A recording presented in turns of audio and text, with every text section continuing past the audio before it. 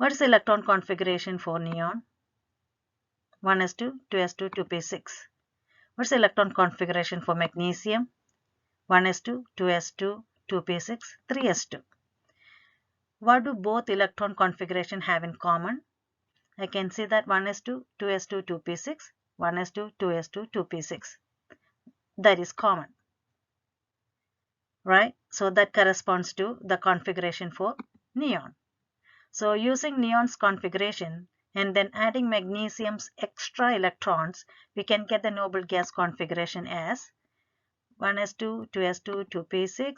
That changes to noble gas configuration Ne in parentheses and then 3s2, because this Ne configuration is same as the core configuration, core electron configuration here for magnesium.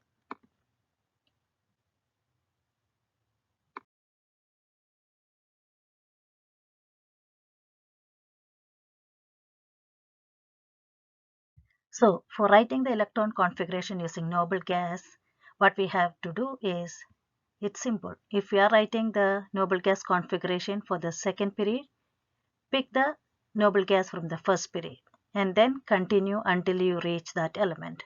For example, if you are writing for beryllium, you will write helium in bracket and then follow from here. This is, you can see 2s2. So we will stop there. So helium 2s2. And now if you want to write anything from the third period, pick the noble gas from the second period, neon, and write the rest of it. It goes on. So if you are writing for this one, this row, you pick the noble gas from the top. This row, pick the xenon. So it is written here, helium, neon, argon, krypton, xenon, and radon. You can see that when you use that row, pick the one above it. Okay, that's the way. Let's see an example. Now, suppose we had to write the electron configuration for rubidium. Where is rubidium? Yeah, here it is in the first group. And 1, 2, 3, 4, fifth period. Since it is fifth period, I have to pick a noble gas from the fourth period, which is krypton, and I have to continue. So this one will be 5s1. So in bracket, you can put krypton and you can write 5s1. Another example, let's say calcium. Calcium is in the fourth period. I have to pick a noble gas from third period, which is argon, and then continue. This is 4s1, 4s2. So I have to stop 4s2. I don't have to write 4s1 because it is not completely filled. And we are here 4s2. So I will just write for calcium 4s2.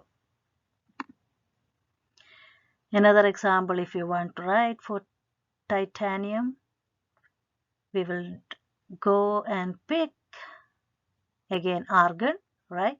And then we have to continue from here. I don't have to write 4s1, but I have to write 4s2 because it's a completely filled.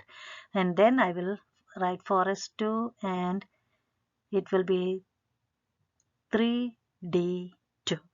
So that's the way you have to write for titanium. Okay, so you can pick any other element and you can practice like that. And let's practice more questions.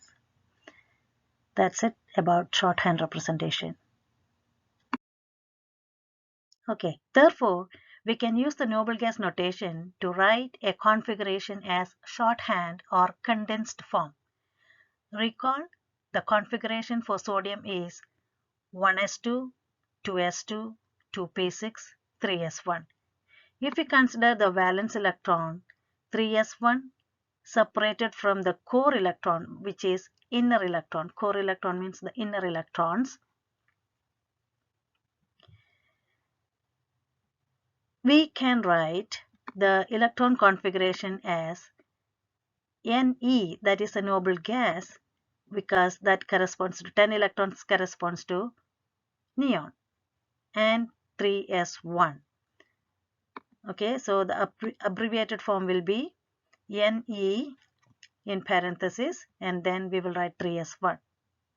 So it is very easy if you practice the shorthand representation. You don't have to write all the expanded form. Valence electrons are this one 3s1, and these are the core electrons. Okay.